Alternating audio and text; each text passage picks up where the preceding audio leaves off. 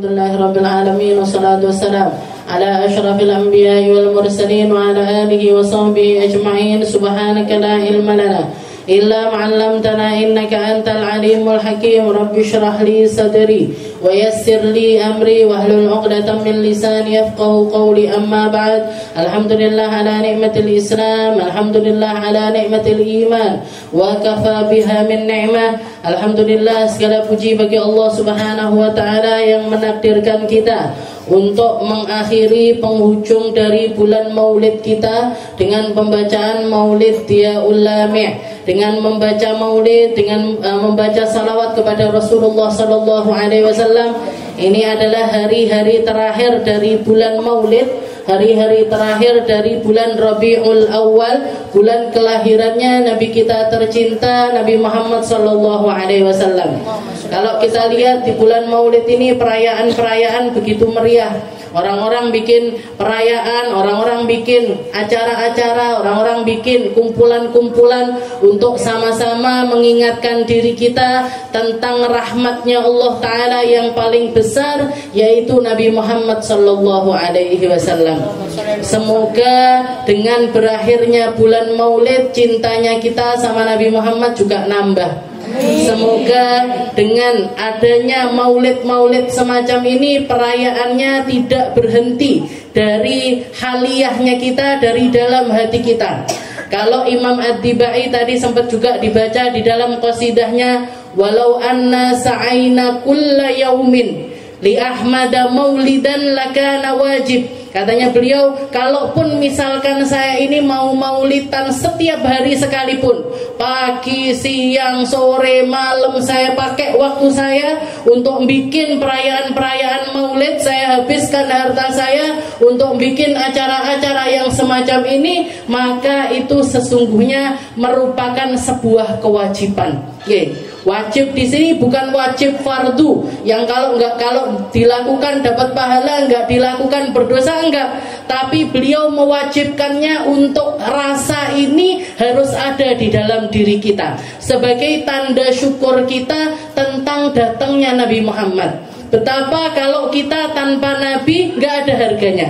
Betapa kita kalau nggak deket sama Nabi nggak ada nilainya. Betapa kita tanpa Rasulullah Sallallahu Alaihi Wasallam ini bukanlah apa-apa. Tidak ada artinya kita, Bu. Allah Ta'ala menciptakan alam semesta ini hanya karena Rasulullah Sallallahu Alaihi Wasallam. Laulaka ya Muhammad ma khalaqtul afaq. Kalau bukan karenamu wahai Muhammad, saya nggak nyiptakan apa-apa. Saya nggak nyiptakan langit, bumi, surga, neraka, sirat, jembatan dan lain sebagainya. Nggak akan aku ciptakan kecuali semuanya untuk menunjukkan kemuliaannya baginda Nabi Muhammad sallallahu alaihi wasallam. Seberapa berpengaruhnya Nabi tentang alam semesta ini, seberapa Allah Ta'ala melakukan segalanya hanya untuk Rasulullah sallallahu alaihi wasallam. Jadi sudah menjadi kewajiban bagi kita, Bu. Bayangkan kalau kita misalkan hidup tanpa sholat, kita hidup tanpa puasa Ramadan, kita hidup tanpa mengkaji Al-Quran, kita hidup tanpa mengkaji amaliyahnya orang-orang terdahulu yang semuanya napak tilasi jejaknya Nabi Muhammad SAW. Gak kebayang kehidupan kita ini seperti apa. Gak kebayang kita hidup dengan cara semacam apa. Gak paham kita akan menjadi manusia yang punya style seperti apa. Kalau jenengan mau bayangkan, bayangin aja orang-orang yang hidup tanpa agama. Bayangin aja orang-orang yang hidup tanpa arah. Bayangin aja mereka-mereka yang hidup tanpa aturannya Allah Subhanahu wa Ta'ala. Amat sangat menjijikkan, bahkan lebih parah dibandingkan hewan sekalipun. Kehidupan mereka nggak ada nilainya, kehidupan mereka nggak ada artinya, kehidupan mereka nggak ada arahnya karena nggak kenal sama Rasulullah Sallallahu Alaihi Wasallam. Jangan lihat orang-orang kaya-kayanya yang nggak kenal sama Nabi, kira-kira duitnya buat apa? Paling tinggi mabuk, tinggi narkoba, tinggi apa malah? Wes pokoke ngoten-ngoten niku nggih. Sing isine semuanya kerancuan hidup nggih. Jenengan kira kalau misalkan orang punya uang terus setelah itu dipakai yang semacam itu, dikira hidupnya ini tenang, dikira hidupnya ini enak, dikira hidupnya ini enggak ada kegelisahannya. Kegelisahannya berkali-kali lipat dibandingkan kita semuanya. Nggih. Jenengan bayangkan orang-orang yang enggak punya tujuan arah, enggak punya Rasulullah sallallahu alaihi wasallam di dalam hatinya, kira-kira mereka ngisi hidupnya ini pakai apa? Waktunya dipakai untuk apa? Umurnya dipakai untuk apa? Rumahnya disibukkan dengan apa? Yang memenuhi pikirannya ini kira-kira apa? Nggih, yang memenuhi pikirannya melulu cuman tentang sesuatu yang fana ini aja. Nggih, kullu man 'alaiha fan. Nggih, entek umure, entek jenenge, entek riwayat hidupnya. Kalau orang nggak punya Nabi Muhammad, orang nggak punya agama, orang nggak punya pegangan syariat, dia hidup, tapi hidupnya ini sudah persis seperti kematian. Orang sekelilingnya bahkan lebih menginginkan dia mati ketimbang hidup. Orang semacam ini, orang-orang yang nggak punya agama, orang-orang yang kehidupannya ini nggak punya arah, jauh dari aturannya Rasulullah SAW. Saya yakin orang sekitarnya ini lebih pengen dia ini mati ketimbang dia hidup. Salah satu contoh, misalkan jenengan di kampungnya ada satu orang senengane mabuk, senengane judi, senengane kumpul-kumpul sabung ayam, misalkan totowan untuk hal-hal yang semacam itu. Jenengan yang jadi tetangganya gregetan apa enggak? Pilih DE mati apa pilih DE urip? Gregetan kan? Nanti kita takut anak kita keikut dia nyebarkan narkoba, dia nyebarkan hal-hal yang buruk, pikiran-pikiran yang buruk, senengane gelut, uripe mabuk-mabuk semacam itu, orang lewat di kamplong dan lain sebagainya. Orang sekitarnya ini pengen dia mati. Mendingan kalau dia mati, orang nggak ngomong innalillahi wa inna ilaihi rajiunnya pertama, tapi baru alhamdulillah wis mati wong. Itu yang omongannya nggak enak, yang omongannya jelek, yang sukanya nyaci sana nyaci sini, alhamdulillah wis mati wong. Ini loh Bu, hakikatnya orang kalau nggak ada di dalam dirinya ini risalahnya Rasulullah SAW, hidupnya tidak dipercahayai dengan cahayanya Allah, dengan cahaya yang dibawa sama Rasulullah SAW. Orang sekitarnya nggak seneng sama dia, orang sekitarnya risih ada dia, orang sekitarnya tidak mengharapkan kehidupan dari orang tersebut. Setelah itu dia mati, itu hanya terusan dari kehidupannya aja. Entek jenenge, entek riwayate, dia dikenang sebagai orang yang penuh dengan keburukan. Sama kayak Fir'aun. Fir'aun ini semua dari kita kenal. Dia itu orang yang terkenal, famous, punya popularitas, Tapi popularitasnya ini baik apa buruk? Gelem dadi Fir'aun. Pengen jadi orang yang dikenang seperti orang mengenang Fir'aun. Gak ada yang pengen. Ini kenapa kok dia bisa menjadi orang yang semacam itu? Ya sudah, karena di dalam dirinya tidak ada cahayanya Nabi Muhammad SAW. Makanya kudu disyukuri. Meskipun kita merayakan Maulid ini setiap hari, setiap waktu, setiap jam, itu sebenarnya adalah sesuatu yang wajib. Tadi isu eling sama Nabi, Allah alhamdulillah jadi umatnya Nabi. Nanti siang lagi alhamdulillah jadi umatnya Rasul. Nanti alhamdulillah seperti itu. Dan orang-orang yang ngerti tentang kadarnya Nabi Muhammad SAW akan berlomba-lomba untuk melakukan hal-hal yang semacam ini. Kita kembali di dalam pembahasan kita di dalam Qasidatul Burdah. Ila an qala al-muallif rahimahullah taala wa nafa'ana bi ulumi fid dharain amin. Fala tarum bil ma'asi kasra syahwatiha, inna ta'ama yuqawwi syahwatan nahimi, wan nafsu katifli in tuhmilhu syabba ala hubbir radha'i wa in taftimhu yanfatimi. Kalau kemarin kita bahas bahwasanya Imam Al-Busiri ini ngarahkan kita untuk sadar diri, untuk mawas diri, untuk kenal dengan kehidupan diri kita sendiri. Karena banyak orang setiap hari ngaca tapi nggak sadar siapa dirinya. Banyak orang setiap hari itu bikin lipstikan, tapi nggak introspeksi apa yang keluar dari lisannya. Banyak orang pakai eyeliner setiap hari, tapi nggak sadar apa yang dilihat sama matanya. Banyak orang naruh anting di telinganya setiap hari, tapi nggak sadar apa saja yang masuk ke dalam telinga mereka.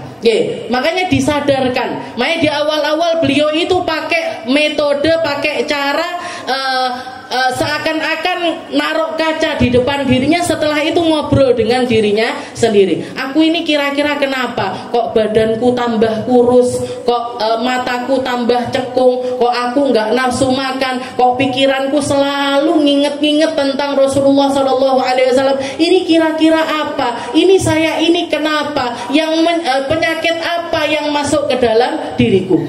Setelah diintrospeksi, satu kesimpulan yang beliau simpulkan, yaitu aku ini orang yang amat sangat jatuh cinta dengan Nabi Muhammad Sallallahu Alaihi Wasallam, sehingga nggak mampu pikiran ini lepas darinya, nggak mampu telinga ini lepas darinya, nggak mampu mata ini untuk nggak deket-deket dengannya. Jadi beliau menyimpulkan hal yang semacam itu, dan itu sesuatu yang nggak diraih dengan nggak datang begitu saja, bukan sesuatu yang ujuk-ujuk uang seneng, ujuk-ujuk cinta, karena Imam Al-Busiri sendiri pun adalah seseorang yang nggak pernah ketemu sama Rasulullah Sallallahu Alaihi Wasallam. Beliau hidup di era ratusan tahun setelah zamannya Nabi Muhammad Sallallahu Alaihi Wasallam. Tapi karena selalu mengusahakan diri, beliau membaca sirah, beliau memahami tentang Nabi Muhammad, nyari tahu tentang kriterianya Rasul, dohirnya, batinnya, sampai akhirnya jatuh cinta.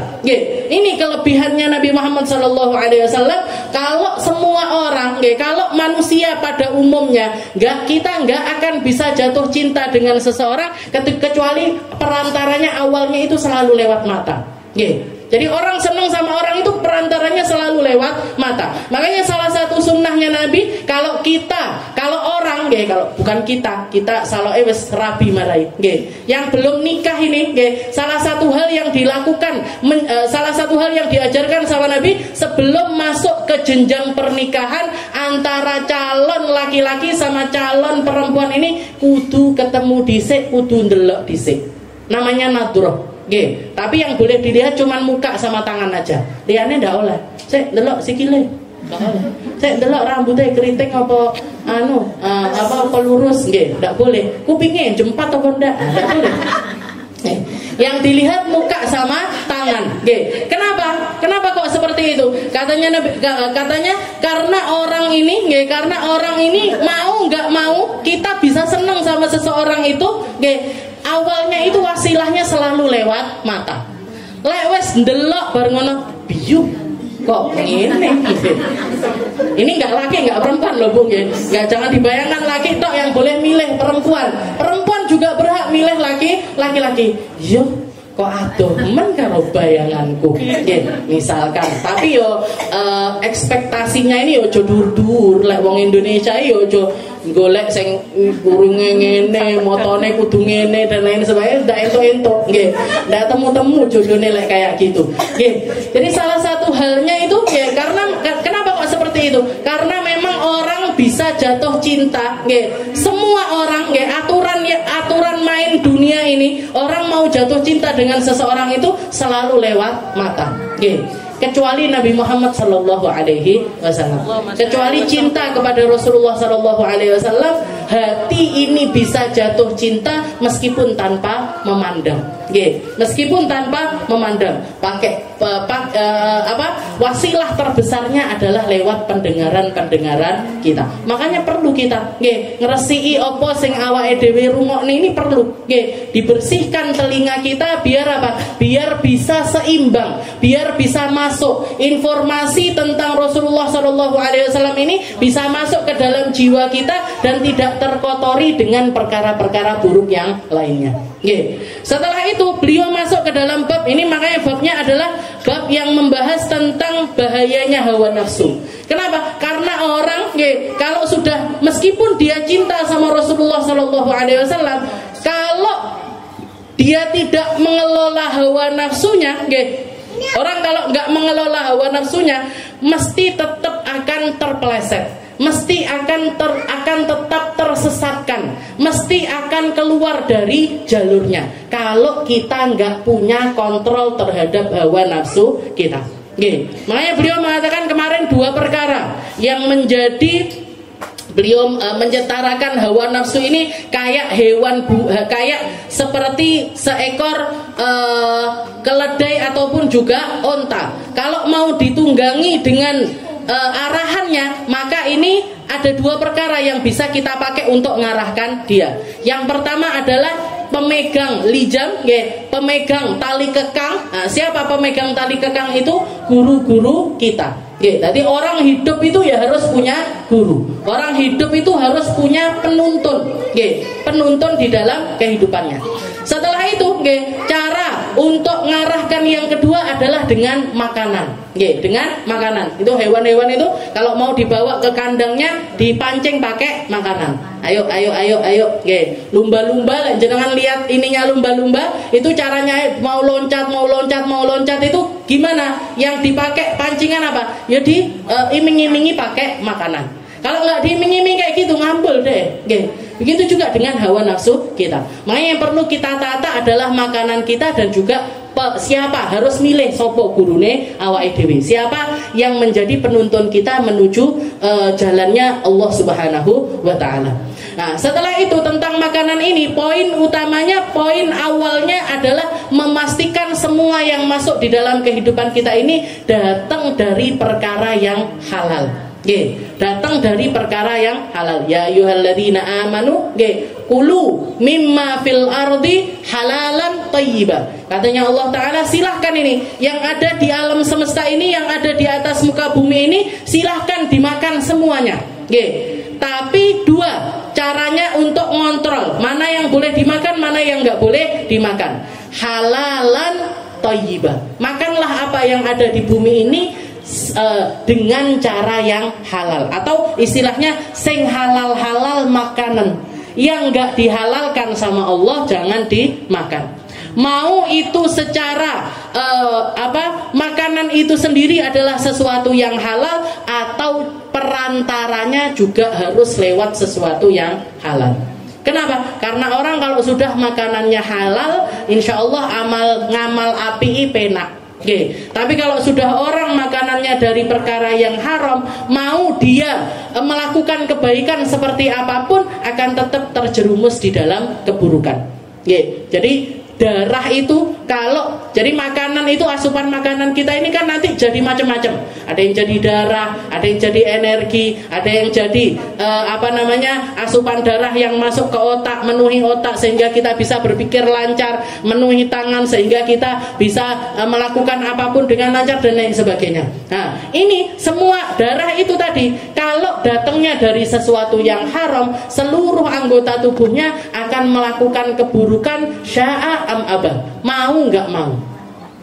Mau nggak mau bakalan melakukan keburukan. Orang kalau sudah nggak hati-hati dengan apa yang dimakan, maka keburukan itu akan datang dari jalan manapun aja. Pengen mikir api, pengennya mikir api, pengennya punya pikiran-pikiran yang lurus. Tapi kalau sudah makanannya haram, nggak akan bisa. Pengennya ngelihat yang bagus-bagus, tapi kalau sudah makanannya haram nggak iso ngelihat. Jadi pertama yang kita lakukan adalah memastikan semuanya ini datang dari yang halal. Setelah itu thayyib. Setelah itu caranya juga dengan cara yang baik-baik. Sing apik pokoknya goleke sing apik. Jangan yang buruk-buruk. Termasuk juga para ulama mengajarkan, banyak orang saat ini nggak sadar di dalam muamalahnya itu seringkali memperburuk apa yang dia dapatkan.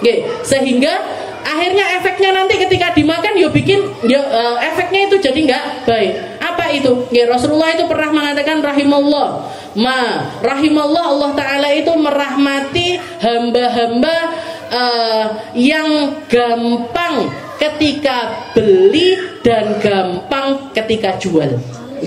Lek ngedol carane penak, lek beli juga caranya penak. berapa banyak kita itu kalau ke pasar nggih mau beli nggih ngenyangi sampai sing dodol iki ndak badi sampean. Nggih, lek iso enggak badi. Nggih, tempe 2000 mbok 1000 wae. Nggih, 1000 nggih, 1005 apa namanya? Ngenyangnya itu enggak masuk akal. Nggih, sampai akhirnya yang jual ini ngeladeni bukan karena pengen ngeladeni nggih, tapi karena wis cegeh nggih. Wis cegeh karo awake dhewe nggih. Padahal kalau kita belanja ke mall-mall, kalau kita belanja ke supermarket ndak tahu ngenyang nggih. Tapi sama orang-orang yang beriman nggih, sama orang-orang yang ada di sekitaran kita, tukang tahu, tukang tempe, tukang iwak nggih, yang kita tahu persis dia ini orang iman, dia ini orang sholat, dia ini orang yang di dalam hatinya ini ada kalimat la ilaha illallah. Tapi justru malah kita memperlakukan mereka dengan cara yang semacam itu. Katanya para ulama, gitu pengen anak-anaknya ini kalau diapa-apain nurut. Nggih. Padahal dia dapatkan semuanya itu enggak dengan cara yang thayyib. Makanya lek dodol sing penak, lek tuku nggih sing penak. Berarti apa enggak boleh ngenyang? Boleh nggih, tapi sing wajar nggih. Kalau kita mau ngenyangnya sing wajar. Ojo sampai otot-ototan sampai wis gah aku nggih mek perkara dhuwit 500, perkara dhuwit 1000 sampai tukaran karo bakule. Nggih, jangan sampai. Nggih, jadi sing penak kalau beli yang gampang. Jual juga yang gampang. Nggih, kalau jual sesuatu itu jangan kita jual itu dengan harga tak dhuwurne dhisik ae lah. Nggih, kok ben wong nyang. Nah, ini enggak gampang ini. Nggih, katanya Nabi Muhammad, Allah Ta'ala itu merahmati orang yang kalau jualan gampang, kalau beli juga gampang. Datang, masuk di situ, di dalam transaksi itu rahmatnya Allah Subhanahu wa Ta'ala. Kita bawa pulang uangnya, hasil transaksi itu. Kalau kita beli, kalau kita jual, yuk kita bawa uangnya. Kalau kita beli, kita bawa barangnya, kita bawa ke rumah kita. Rahmatnya Allah Ta'ala ikut masuk ke dalam rumah kita. Nggih, jadi sing penak. Nggih, jadi manusia orang Muslim itu gampang. Orang Muslim itu muamalahnya seperti kriterianya Nabi Muhammad SAW. Di dalam Simtud Durar itu dikatakan Rasulullah itu punya tabiat sahlun, hayatuhu sahlah. Jadi muamalahnya Nabi itu gampang, ketemu sama orang ini pena, ketemu sama orang ini pena, jual beli pena. Jadi semuanya itu dilakukan dengan lumrahnya manusia, tapi manusia yang gampang. Beliau cuman syadid, beliau itu kalau kekeh ataupun perlu sampai ke tingkat marah itu kalau sudah nyangkut tentang perkara agama. Kalau sudah nyangkut tentang perkara agama baru beliau syadid di dalamnya. Ketika ketemu, misalkan contohnya ada orang-orang kafir, orang-orang Yahudi datang sama salah satu anak perempuannya petinggi pendetanya Yahudi. Ketahuan nyolong, ketahuan dia ini mencuri, dilaporkan karena Rasulullah jadi pemimpin. Pada saat itu dilaporkan kepada Rasulullah SAW. Katanya Nabi Muhammad, potong tangannya karena dia menyuri ini bukan barang curian yang kecil, tapi barang curian yang besar.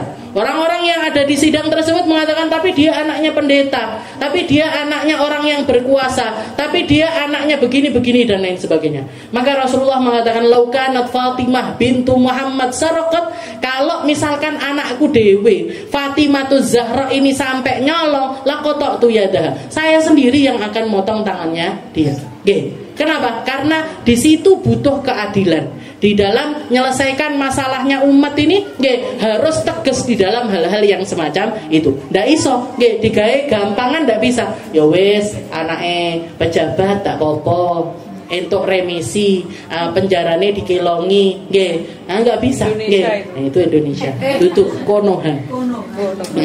Bala tarum bil ma'asi kasra syahwatiha inna ta'ama yuqawwi syahwatan nahimi. Setelah itu beliau mengatakan, beliau ngasih perumpamaan kepada kita. Wan nafsu katiflihi in tuhmilhu syabba ala hubbir radha'i wa in tahtimhu yanfatimi. Katanya beliau, nafsu itu sama seperti mirip kayak anak kecil. Kalau misalkan dibiarkan dia tumbuh dengan apa adanya kehidupannya dia, tidak ada larangan, nggak ada perintah, nggak ada aturan di dalam rumah itu. Jenengan kalau punya anak, nggak dari kecil nggak disuruh sholat, gede dia nggak sholat. Kalau jenengan punya anak dari kecil Ramadan nggak disuruh puasa, nggak puasa dia. Jenengan punya anak dari kecil nggak disuruh, yang perempuan nggak disuruh jilbaban, nggak disuruh nutup auratnya mereka, gede nggak jilbaban, itu sudah pasti. Jadi berarti gimana? Anak itu mulai dari kecil dididik. Punya malu, dimasuki rasa malu, dimasuki rasa tanggung jawab. Kalau laki-laki ditambahi dikasih rasa-rasa untuk jadi pemimpin, dibombong atine, dibombong kayak ambisinya dia di dalam mendapatkan segala sesuatu. Kenapa? Karena nafsu itu butuh untuk dididik. Kalau nggak dididik dia akan liar. Kalau nggak dididik dia akan kemana-mana, akan sakarepe dhewe. Akan sakarepe dhewe. Makanya syariatnya Allah Ta'ala itu banyak diantaranya yang pendidikan itu nggak dimulai setelah mereka besar, enggak, tapi mulai dari kecil. Katanya Nabi Muhammad, kalian kalau punya anak, muru auladakum bisalah wa hum sab'a sinin. Kalau udah umurnya 7 tahun, perintahkan sholat dengan benar. Kalau sampai umur 10 tahun masih ninggalkan sholat, pukul. Dipukul, suruh mukul sama Nabi. Kenapa? Biar nafsunya terdidik. Setelah itu, kalau kamu punya anak laki sama perempuan, usianya sudah masuk 10 tahun, harus pisah kamarnya. Nggak boleh ditaruh di satu kamar. Kalau anaknya sama-sama perempuan, farriqu fil madaji. Ranjangnya ini, misalkan satu ranjang sekalipun, harus ada batasannya. Ini privasinya yang satunya, ini privasinya yang satunya lagi. Meskipun sama-sama perempuan, nggak oleh keruntelan nenggone kamar wong loro sampai gede, nggak boleh. Kalau kalau anak perempuan sama laki-laki, kamarnya harus beda. Kamarnya harus beda. Tapi kalau perempuan sama perempuan, boleh satu kamar, tapi harus ada privasinya. Ini tempatnya kakaknya, ini tempatnya adiknya. Kalau rumahnya luas, boleh harus kamar satu. Kalau sekarang ada namanya ranjang dewe-dewe. Iki ranjangnya kakaknya, iki ranjangnya adiknya. Ini lemarinya kakaknya, ini lemarinya adiknya. Kenapa? Ini pendidikan. Ini yang dimaksud pendidikan sama Rasulullah Shallallahu Alaihi Wasallam. Sayyidah Fatimah Zahra itu dididik terus, bahkan setelah sampai beliau menikah sekalipun dididik terus-terusan oleh Nabi Muhammad Shallallahu Alaihi Wasallam. Datang kepada Nabi Muhammad, ya Rasul, saya dengar jenengan punya harta ghanimah banyak, termasuk diantaranya banyak budak-budak. Saya mau minta satu aja budak perempuan, dingge ngewangi untuk saya ini yathan at-tahin. Jadi bantuin saya giling gandum ini karena tangan saya sudah kayak gini ya Rasul. Wes koyok ngene, hancur tangannya Sayyidah Fatimah itu karena capeknya beliau giling gandum. Belum ada tepung jadi itu belum ada. Maka katanya Nabi Muhammad, intadir, tunggu wahai Fatimah, tunggu sampai nanti malam wahai Fatimah. Ditunggu sampai malam, ternyata sudah setelah Isya itu Sayyidah Fatimah bahkan sudah masuk ke dalam istilahnya sudah mau tidur, masuk ke dalam selimutnya sama Sayyidina Ali. Maka Rasulullah itu ngetok pintu. Rasulullah ngetok pintu rumah putrinya. Setelah itu ditanya sama Sayyidah Fatimah, man bilbab. Ini siapa? Rasulullah. Dibukakan pintu sama Sayyidah Fatimah. Dibukakan pintu, dilihat Sayyidah Fatimah sudah mau tidur sama Sayyidina Ali. Rasulullah minta izin untuk masuk ke dalam selimut yang sama bersama Sayyidah Fatimah dan juga Sayyidina Ali. Bayangkan mertua, melbu nenggone nggak mek kasur, selimut sama anak-anaknya. Katanya Sayyidina Ali, sampai saya ngerasakan buruda rijli, dinginnya kakinya Nabi ini nempel ke kakinya Sayyidina Ali. Setelah itu apa yang dikatakan sama Nabi? Apa setelah Fatimah sing sabar ya, besok atau besok lusa pembantunya datang. Besok atau besok lusa sing rewang di sini bakalan datang. Katanya Nabi Muhammad, wahai Fatimah, ala u'allimakuma, apa kamu mau tak ajarin sesuatu yang lebih baik daripada pembantu, yang lebih baik daripada batur? Apa itu? Kalau kalian sudah masuk, sudah mau tidur, sudah ngeletak, baca subhanallah 33 kali, alhamdulillah 33 kali, Allahu Akbar 33 kali. Di riwayat yang lain 34 kali. Ndak dikei batur, dikei wiritan. Bisa wiritan ini giling gandum kira-kira? Itu katanya Nabi Muhammad, kalau kamu ngamalkan itu setiap kali kamu mau tidur, kamu bangun, kamu akan punya kekuatan untuk giling gandum yang lebih afdol dibandingkan kalau digilingkan sama orang. Ini apa ini, Bu? Pendidikan hawa nafsu. Karena nafsu ini kalau nggak dididik, dia nggak akan tunduk. Kalau nggak dididik, dia yang jadi pemimpin kita, bukan kita yang mimpin dia. Dia yang mimpin kita. Enake ngopi, ya ngopi. Enake dolan, enake nglencer. Enake ngene pengen ini ke sini, pengen itu ke situ. Ada baju model baru, beli. Baju lagi, beli lagi. Liar. Ada tas baru, beli. Ada sepatu baru, beli. Dan semua nafsu-nafsu yang semacam ini nggak akan ada habisnya. Dan kalau di dalam ini yang beliau kasihkan, istilahnya yang beliau, kita itu kenal ada namanya hawa, ada yang namanya nafsu. Apa bedanya hawa sama nafsu? Hawa itu tentang keinginan-keinginan yang kaitannya sama makanan, minuman, pernikahan, dan juga satu lagi tidur. 4 ini. Kalau kita punya keinginan di dalam 4 ini, yang perlu kita tundukkan namanya hawa. Hawa, keinginan untuk makan, keinginan untuk minum, keinginan untuk tidur, keinginan untuk menikah. Keinginan untuk menikah ini apa harus ada kontrolnya? Harus, Bu. Jangan kalau nggak punya kontrol pernikahan, nggak punya kontrol tentang hal-hal yang berkaitannya dengan kemaluan kita, seperti fenomena yang terjadi sekarang ini, banyak sekali marak. Wong wis duwe bojo seneng karo bojone wong. Orang sudah punya suami senang sama suaminya orang sudah punya istri senang sama istrinya orang. Kenapa kok bisa sampai seperti itu? Dia nggak punya kontrol diri di dalam keinginan hawa nafsu yang sifatnya tentang farjiyah, yang sifatnya tentang kemaluannya dia. Dan ini kalau nggak dikontrol dari kecil, liar. Kalau nggak dikontrol dari kecil akan melakukan perkara-perkara yang menjijikkan yang lainnya. Makanya benar kita ini ada di akhir zaman, karena semua tanda-tanda termasuk tanda yang dikasih tahukan sama Nabi, nanti di akhir zaman itu perzinahan itu akan meluas di mana-mana. Orang seakan-akan menganggap perzinahan itu sesuatu yang lumrah-lumrah saja, biasa-biasa saja. Dan kalau sudah perzinahan merajalela semacam itu, Allah Ta'ala akan menurunkan satu penyakit yang gak ada obatnya. Sudah terjadi apa belum? Sudah. HIV, AIDS dan lain sebagainya sudah terjadi. Ini pangkalnya dari mana? Zina. Pangkalnya dari mana? Kemaluan yang nggak dididik, kemaluan yang nggak dikasih pendidikannya di dalam ngontrol diri tersebut. Itu namanya hawa. Keinginan di dalam makan, minum, tidur, dan juga nikah, atau hubungan seksual istilahnya. Setelah itu kalau nafsu ini apa? Nafsu ini lebih mengerikan lagi. Kalau kita nggak punya kontrol di dalam nafsu, ini lebih lagi. Kalau nafsu ini tentang apa? Tentang keinginan untuk menjadi populer, keinginan untuk menang, keinginan untuk yang paling tampil, keinginan untuk mengalahkan orang lain. Itu semuanya adalah nafsu-nafsu. Nafsu-nafsu yang istilahnya seakan-akan nggak terlihat, tapi efeknya itu luar biasa.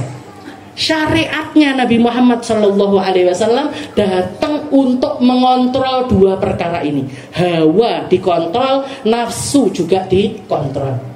Caranya ngontrol gimana? Kayak ini, wan nafsu katifli intuh milhu syabba ala hubbir radai wa in taftimhu yanfatim. Kamu punya hawa nafsu kudu mok sape. Lek enggak mok sape, dia akan tumbuh terus-terusan tanpa kontrol dan akan semakin besar. Kalau sudah besar, kamu akan sulit untuk mengalahkan hawa nafsumu tersebut. Berarti gimana caranya? Ngomong enggak. Jadi kalau pengen sesuatu bilang enggak. Saiki melek mangan lodeh, mangan pecel. Saiki melek mangan pecel, mangane telo. Sekarang pengen minum, ojo ngombe. Sekarang pengen tidur, jangan tidur. Pas enggak pengen tidur. Jadi selalu katakan enggak. Ada kan enggak ngantuk turu. Wayahe mangan. Nah, jadi itu dimulai dari perkara-perkara yang semacam itu. Nanti kalau kita sudah punya kontrol diri kita, hal-hal yang besar-besar ini akan ada di dalam kekuasaan kita juga. Tapi kalau enggak, orang-orang yang melakukan hal-hal yang buruk-buruk, yang besar-besar, maksiat-maksiat kepada Allah Ta'ala, yang efeknya itu luar biasa, itu juga karena mereka enggak punya kontrol diri. Orang-orang Yahudi, orang-orang Nasrani, kenapa kok Allah Ta'ala murka sekali kepada mereka? Mereka ini datang Injil sama mereka, datang Taurat kepada mereka, tapi dipilihi. Ayat-ayat yang mereka suka dibawakan, ayat-ayat yang mereka suka ditulis, yang enggak mereka suka dihilangkan. Termasuk kabar tentang kedatangannya Rasulullah Shallallahu Alaihi Wasallam dibusek kabeh sama orang-orang kafir dan orang-orang Nasrani, orang-orang Yahudi, sampai Allah Taala murka kepada mereka. Penceramah itu apa enggak fatal? Kalau misalkan mereka itu ngambil, oh ini bab sing aku seneng tak gawak nih, sing aku enggak seneng enggak tak gawak nih. Kan akhirnya sesat, dianya sudah sesat.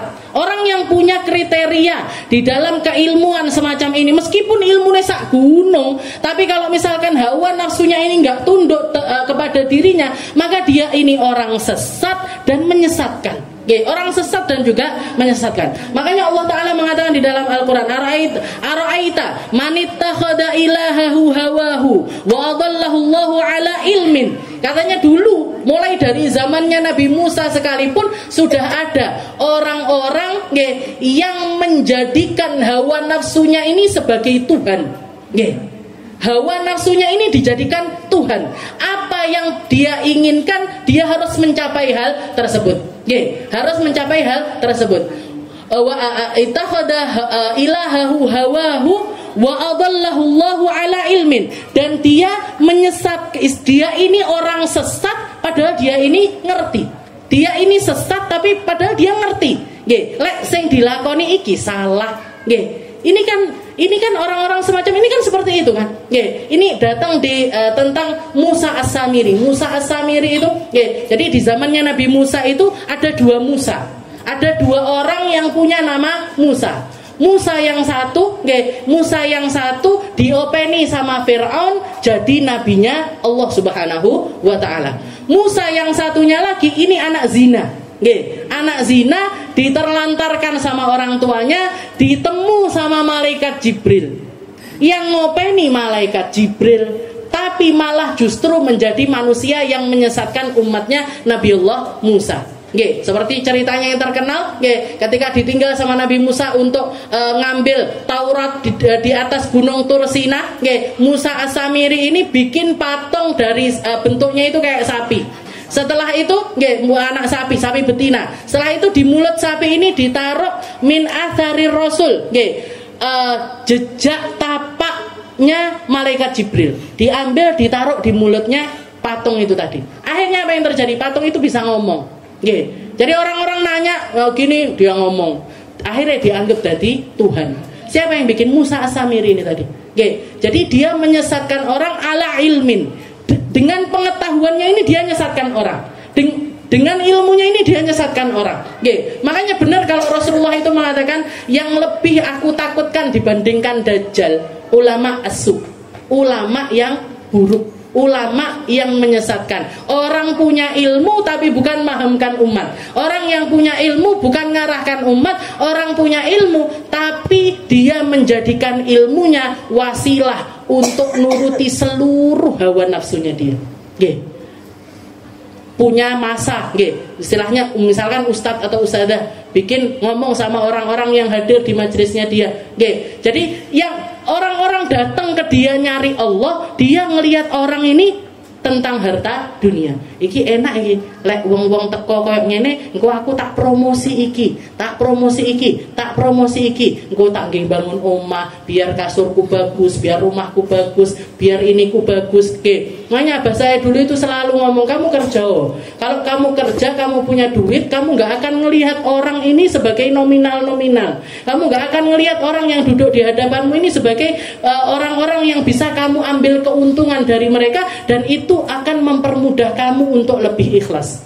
Bukan untuk menjadi ikhlas enggak, tapi mempermudah kamu untuk bisa lebih ikhlas karena nggak ini istilahnya saya nggak ngelihat jenengan ini sebagai istilahnya gini, sebelum saya dakwah ini omaya bine wis apik gitu, mobil itu sudah jejer-jejer, saya sudah punya duit, jenengan mau bayar saya dengan berapa, jenengan ngasih uang 1 juta, saya nggak heran ada uang 1 juta, jenengan ngasih uang saya 10 juta, saya nggak heran uang 10 juta, bahkan 100 juta saya nggak heran. Kenapa? Karena sudah tapi itu pun masih belum tentu saya ikhlas. Itu pun masih belum tentu membuat kita ini jadi orang yang ikhlas. Panggah kudu sinau, panggah kudu belajar, tetap harus mawas diri, mangkas diri untuk tidak melakukan apa-apa yang masuknya itu tentang hawa nafsu kita. Jadi katanya Nabi, orang yang lebih buruk daripada Dajjal itu adalah ulama as-su, para ulama-ulama, para ahli ilmu, tapi menyesatkan umat. Menyesatkan umat. Baik dengan caranya dia ataupun dengan cara yang terselubung dari itu. Di zaman Rasulullah SAW itu ada. Sayyidina Abu Hurairah itu pernah dikasih tugas sama Nabi Muhammad untuk menjaga Baitul Mal. Untuk menjaga Baitul Mal. Untuk jaga tempat, istilahnya tempat kumpulannya harta ghanimah dan lain sebagainya, itu dikumpulkan di satu ruangan yang malam itu nanti para sahabat itu giliran untuk jaga. Beberapa hari yang bagian jaga ini Sayyidina Abu Hurairah. Dikatakan Abu Hurairah itu malam pertama dia jaga, datang satu orang laki-laki, ngomong masuk ke dalam Baitul Mal itu diam-diam. Setelah itu ngambil makanan yang ada di situ, ngambil harta yang ada di situ, dimakan di Baitul Mal. Konangan Abu Hurairah, Abu Hurairah jagain, satpame lah istilahnya. Tahu-tahu ada orang masuk tanpa izin, berarti nopo niki? Maling nyolong dia, ditegur sama Abu Hurairah, kamu itu kenapa? Kamu itu kok makan ini hartanya umat, ini Baitul Mal. Katanya dia, maaf, aku lapar, nggak tahan lagi sama laparku. Setelah itu aku butuh sama harta ini karena anakku juga lapar, istriku juga lapar ini. Karena lah Sayyidina Abu Hurairah orangnya nggak tego, istilahnya nggak tegoan sama orang. Ya wes lah, ya udah dimaafkan sama Abu Hurairah. Tapi dilaporkan kepada Rasul, ya Rasul, tadi malam itu ada orang, ada orang makan dari Baitul Mal gini. Katanya Nabi Muhammad, dia bohong. Orang itu yang datang itu dia bohong. Dan kamu lihat besok dia bakalan datang lagi. Besok dia bakalan datang lagi. Sudah diomongin nih sama Nabi, dia itu pembohong dan besok bakalan datang lagi. Dan benar, besoknya malamnya datang lagi. Tapi saking pinternya orang ini ngomong, tapi aku luwe loh, aku gini, cerita drama kolosal dan lain sebagainya. Episode mungkin ngambil karena membi dan lain sebagainya. Kena lagi Abu Hurairah, kena lagi, dimaafkan lagi. Dilaporkan sama Nabi Muhammad ngomong hal yang sama. Dia itu bohong. Dia itu bohong dan nanti malam ketiga dia bakalan datang lagi. Malam ketiga datang lagi. Abu Hurairah cepat-cepat, nggak oleh terpengaruh, nggak oleh terpengaruh sama omongannya dia dan lain sebagainya. Setelah itu dia melakukan hal yang sama, makan lagi, ngambil harta aku ini. Setelah terakhir wes nggak mempan kan, diomongin kayak gitu, Abu Hurairah ini nggak mempan, maka orang itu mengatakan gini, wahai Abu Hurairah, mau nggak kamu saya tak kayak amalan, mau nggak kamu itu saya kasih amalan. Kalau kamu ngamalkan tentang perkara ini, kamu bakalan dilindungi sama Allah Ta'ala mulai dari kamu tidur sampai bangun tidur lagi. Apa itu? Kalau mau tidur mau ayat kursi. Mau tidur mau ayat kursi. Oh yo wis. Gara-gara omongan itu tadi, lali Abu Hurairah karo maling ini tadi. Akhirnya pergi juga, kabur juga, nggak ditangkap. Besoknya lapor lagi sama Rasulullah, Abu Hurairah, kamu itu loh tak omongi siji loro telu. Panggah mau cul nih. Mulutnya manis ya Rasul. Dia itu pintar sekali di dalam ngomong ngerayu saya, itu dia pintar sekali. Kamu tahu siapa yang 3 hari nyuri ini tadi? Siapa? Setan tiba-tiba. Setan itu maksiat sama Allah Ta'ala ala ilmin, dengan pengetahuannya kepada Allah, dengan keyakinannya kepada Allah, dengan ilmunya dia kepada Allah, tapi pilih menjadi manusia, pilih jadi makhluk yang terlaknat, pilih menjadi makhluk yang nggak, istilahnya kenapa kok dia jadi orang yang seperti itu? Karena apa? Dia nggak punya ini tadi, nggak punya kemampuan untuk menundukkan hawa nafsunya. Nggih, wan nafsu katifli in tuhmilhu syab'ala hubbir radha'i wa in taftimhu yang fatim. Setelah itu beliau mengatakan fasrif hawaha wa hadir an tuwalliyahu innal hawa ma tawalla yusmi aw yasimi. Katanya beliau, kalau kamu sudah tahu tentang nafsu itu tadi, maka hawil, fasrif, palingkan dirimu dari hawa nafsumu, palingkan dirimu dari segala sesuatu yang nuruti keinginan-keinginanmu, wahadir, dan selalulah, karena nafsu itu nggak bisa dimatikan, itu nggak bisa, nafsu itu dihabiskan nggak bisa, tapi perjuangannya, perlawanannya itu setiap waktu, setiap hari, setiap detik, wahadir, makanya pakai kalimat bukan wahdar, bukan wahdar, kesampingkan atau hindari, enggak, hindari enggak, tapi wahadir, teruslah kamu itu menghindari hawa nafsumu, teruslah kamu itu melawan. Ojo percaya karo hatimu dhewe, ojo tahu percaya, jangan percaya dengan dirimu sendiri, kamu cantik hari ini, enggak, elek. Kamu bagus pakai baju hijau hari ini, enggak, abang. Kamu pantas kalau pakai jilbab modelnya ini, enggak, ngene. Selalu, kudu terus dididik, kudu terus dididik. Antualiyahu innal hawa ma tawalla yusmi aw yasimi. Kenapa? Karena kalau kita terkalahkan dengan hawa nafsu kita, karena kalau kita kalah sama hawa nafsu kita, nafsu itu ujung-ujungnya akan membunuh dirimu. Kalaupun kamu nggak terbunuh dengan hawa nafsumu, kamu akan dibikin cacat permanen oleh hawa nafsu tersebut. Kamu akan jadi orang, kamu akan jadi manusia yang nafsumu yang ngontrol dirimu, bukan kamu yang ngontrol dia. Kamu akan jadi seseorang yang nggak punya pendirian, nggak punya prinsip, nggak ngerti harus gimana. Jadi pertanyaan harus gimana, mau apa dan lain sebagainya, itu akan terus ada di dalam, akan jadi PR-mu terus-terusan. Dan hawa nafsu ini ujungnya, kalau kamu mati dan hawa nafsumu ini masih terus dalam keadaan yang semacam ini, kamu yang dibunuh sama hawa nafsu. Kalau enggak, kamu yang dibikin cacat permanen oleh hawa nafsu tersebut. Penurutan hawa nafsu itu ujungnya selalu penyesalan. Penurutan hawa nafsu itu ujungnya selalu keburukan. Dan kalau dibawa sampai mati, ujungnya neraka, bukan ke dalam surga. Ujungnya ke neraka, bukan ke dalam surga. Maya Rasulullah SAW. Berarti gimana? Gayat kita ini siapa? Nabi Muhammad. Gayat kita yang lainnya apa? Al-Quran, Bu. Jadi kalau kita mau punya prinsip di dalam kehidupan kita, aturan-aturan di dalam kehidupan ini, kita pasrahnya kemana? Pasrahnya ke dalam Al-Quran. Biar kita ini nggak jadi orang yang dikalahkan sama hawa nafsu. Pernah ada kejadian di zaman Rasul itu, ada dua orang, sengketa, tukaran masalah tanah, tetanggaan. Tanda pemisah antara tanah mereka ini hilang. Kalau zaman kita kan ada aktenya, ada tulisannya, ini sekian meter, sekian meter. Zaman Nabi tidak ada. Iki patokan, iki lemahku, iki lemahku, iki lemahku. Nah ini tempat patokannya ini tadi patah atau rusak. Dua-duanya ngadu kepada Rasulullah SAW. Ya Rasul, ini gimana ini Rasul? Ini tempat kita ini tandanya ini hilang. Mana yang tanahnya tetangga saya, mana yang tanah saya? Maka jawabannya Nabi Muhammad seperti ini. Kalian lebih ngerti tentang tanahmu ketimbang aku. Dan kalau misalkan kalian berdua bicara, nanti yang dimenangkan sama Nabi Muhammad adalah mereka-mereka yang punya bukti lebih kuat, punya logika lebih kuat, punya hujah lebih kuat, yang lebih pintar ngomong dibandingkan yang lainnya. Padahal banyak orang nggak bisa ngerangkai kata-kata. Banyak orang pintar tapi omongannya itu nggak luwes. Begitu juga sebaliknya. Orang-orang munafik itu biasanya ngomongnya lamis.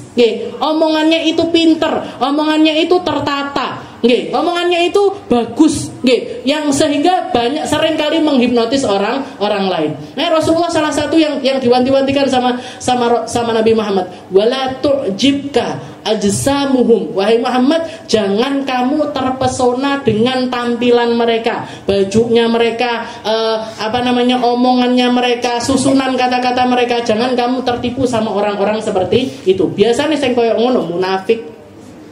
Sedangkan ulama-ulama kita ini biasanya senangannya neng omah, omongannya simpel, omongannya itu gampang difahami. Ulama-ulama kita yang ilmunya luas-luas itu, biasanya nggak tampil di TV, Bu. Biasanya nggak tampil di radio. Biasanya nggak keluar di media-media sosial.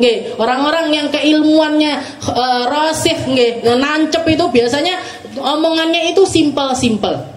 Nah ini dua orang ini katanya Nabi Muhammad juga seperti saya itu nggak ngerti, yang tahu tentang tanah kalian berdua sendiri. Nanti dan kalau aku memenangkan salah satu di antara kalian, bisa itu adalah sesuatu yang benar, bisa itu sesuatu yang salah. Maka katanya Nabi, kalau kalian mau jadi orang-orang yang lurus di dalam beragama, silahkan kalian pulang, hitung-hitungan dewe, putuskan sendiri. Setelah itu nanti halal-halalan.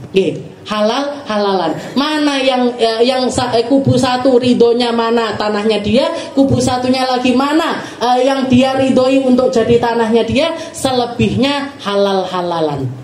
Selebihnya halal-halalan. Biar apa? Karena yang istilahnya yang ngerti ya kalian berdua. Ini kalau orang zaman sekarang kan enggak. Pokoknya wekku, iki lho buktine. Ini punya saya, ini tanah saya ini. Kan seperti itu. Setelah itu nanti yang dikedepankan ini hawa nafsunya dia. Pokoknya kudu iki tanah iki, pokoknya kudu we aku. Sing iki dudu we aku. Dan lain sebagainya.